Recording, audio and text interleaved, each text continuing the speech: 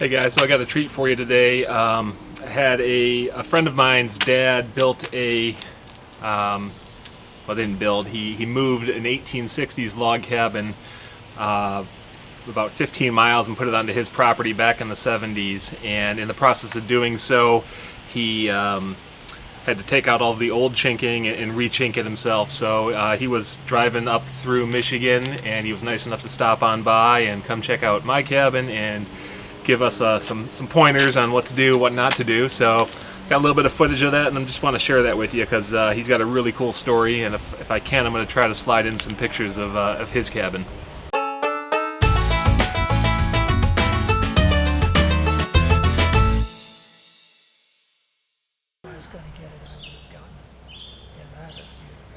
Yeah, so it's a construction site, so it's a little messy still, but Looks like straight out of New England. You let this settle before you started doing the chinking. That's where we did mine, and it's proven it. You know, it was done in 1975, and there's still no chinking falling out. So yeah. So how? Because you reassembled yours, right? You moved. No. No, you didn't. You had it moved all in one. Yeah, we had a house mover pick it up and move it on one piece. And then did you take out the old chinking? Yeah, it was sand, mud, horsehair, and bugs. Okay. And lots of all the above. But yeah, we had to take that out, and what was so neat, you remember the pie safe there in the living room? Yeah. Yep. Right above that, there's a big wide place of chinking. There was an 1868 almanac stuck in there. And we figured they built it in 1869 and stuck the prior year's almanac in. Nice. I still got it at home. Really? That's cool. And we were lucky. There was a couple down the road, Fenton and Mildred Bagley, that used to run a coal yard there in Van Wert. He was a lifetime mason. Not Masonic Lodge, but Yep. Cement Masons, mason. yep. And he knew how to mix mortar. He knew how to put it in so water has to run off of the top log and touch the next one without getting on the mortar. That's the trick.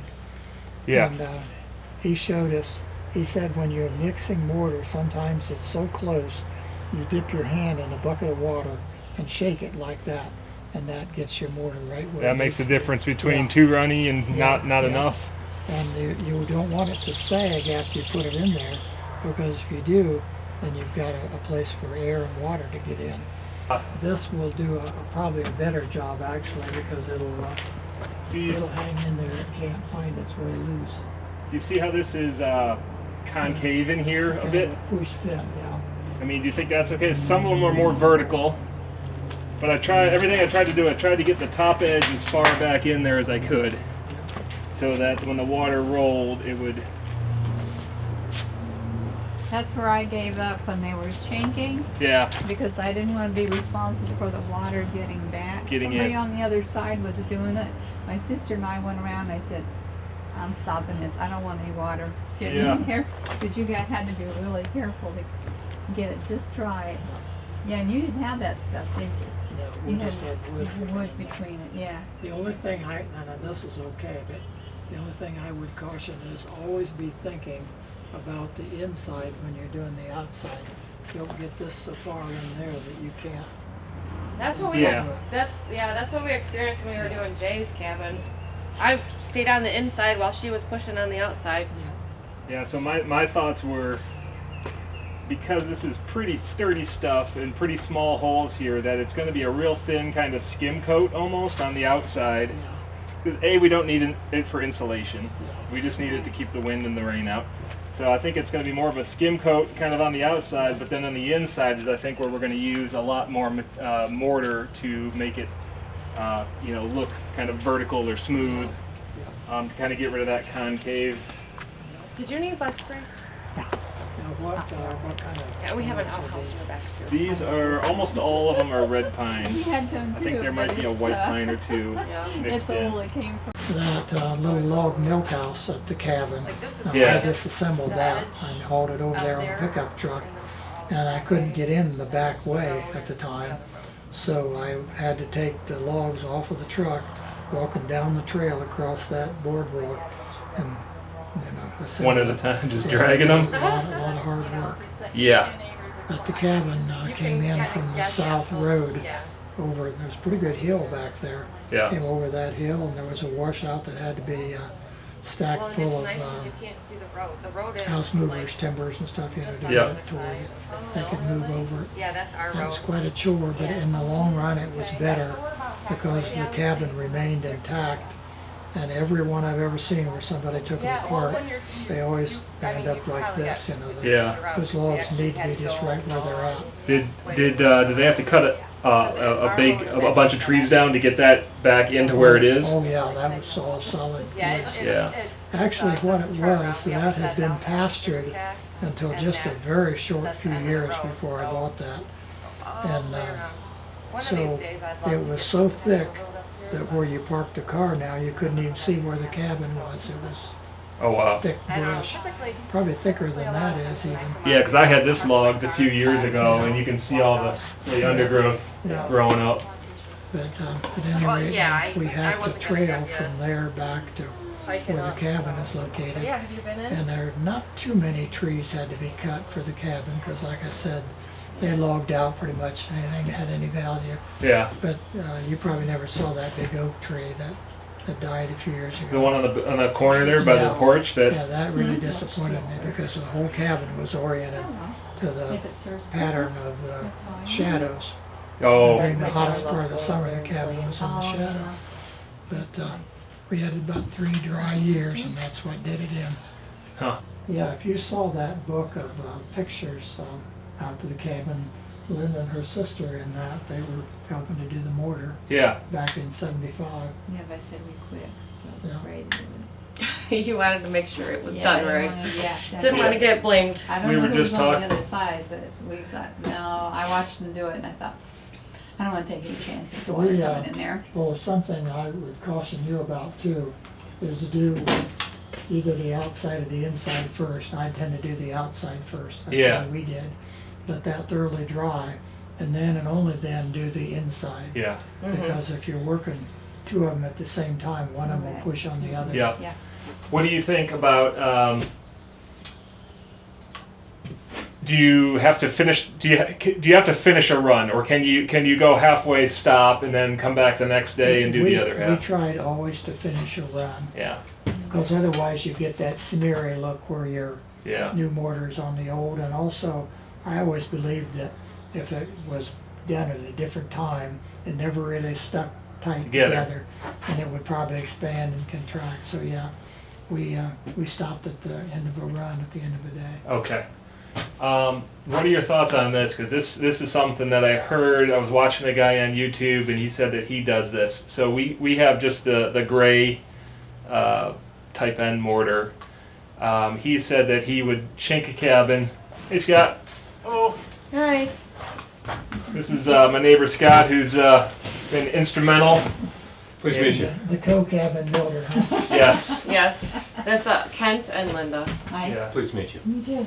Oh, So the other thing I would Come on. caution you about is whenever you put mortar on, make sure that every bit of bark is gone. Yeah. Because that mortar needs to bond to the log, and if there's bark left there, the bark will deteriorate, and then you'll be left with an opening for water. So Yeah. we do need to get rid of all this stuff too, I huh? use a draw knife for that purpose. yeah. I keep Or, telling Brian no, I need to a do that. He scraper, said it's come to think fine. of it, like Well, you a painter said- uses. Yeah, a little putty knife type. Scraper that's got the blade like this. Okay. And keep a file along, and every time it gets a little bit dull, dress it down. Now where you get a razor sharp way, and that clears the bark. You're lucky you did pine. Some of ours was beech, and we referred to it as son of a beech because the beech bark wouldn't peel off. You Yeah. had to chisel it off. But we got every bit of it off. So I was going to ask you. I had seen a guy. He did the initial exterior mortar, and then he waited a year, and then he came back through with mortar with a dye mixture into it, and did a real light just skim coat over the top to give it a different color. Do you think I that? would hesitate to do that for fear that it wouldn't stick. Now what I did with mine to make it lighter, and I don't have that formula, I couldn't find it, but you just add a little bit of lime to it. Okay. as you're mixing it, and that doesn't hurt the mortar any, but it makes it lighter in color. Like a shovelful to a bag of mortar, or that about something about like that. I would go online and see if you can't find somebody that knows how to do that, because you don't want to add so much lime that your mortar doesn't have strength, but you don't want to add so little that you can't see the change in color. Yeah.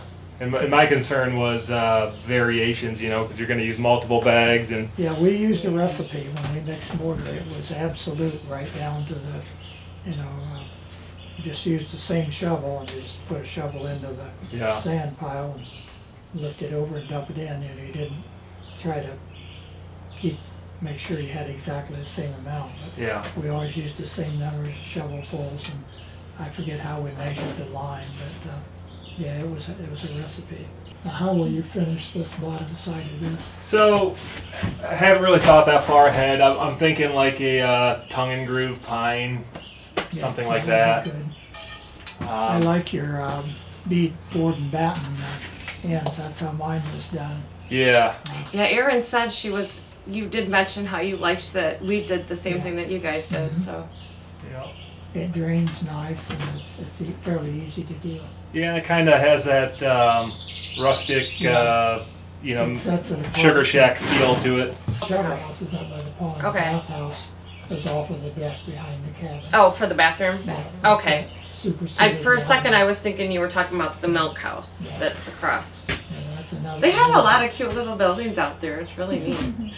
Yeah, I was telling him milk house, we call it. That's what it was used before. Oh, it was. That, I took it down log by log and put it on a pickup. And for some reason, I think maybe it's because crops were on there or something, I couldn't get in the way the cabin was moved in from the road behind. So I unloaded a log at a time off the pickup and hauled it up that trail. and Are you built kidding it. me? Yeah.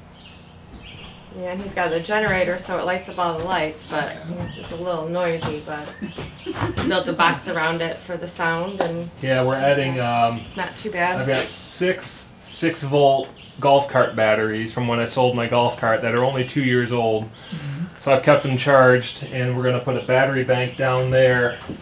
And so the idea is we'll be able to unplug the generator and then plug in the battery bank Yeah, to power the cabin. And then when the generator's plugged in, we'll have a battery charger plugged into the outlet, which will be charging the batteries. So, you know, the idea being you can kind of run yeah. Yeah. quiet at nighttime when you want it to be nice and peaceful out here. And If you had more open area where you could get sun, it would be good to put photovoltaics back here. But I think we're gonna, because you got to remember when we're going to be using this the most, there's no leaves on the trees, that's true. Yeah, you I know, hadn't and thought this about that. is south, Yeah, and there's just enough. I mean, if you look back here, there's sun right now. It's midday. yeah. So I think we might be able to put some either on the roof or back there somewhere. Yeah, you're more than welcome to take the quad if you want to zip around the trails and.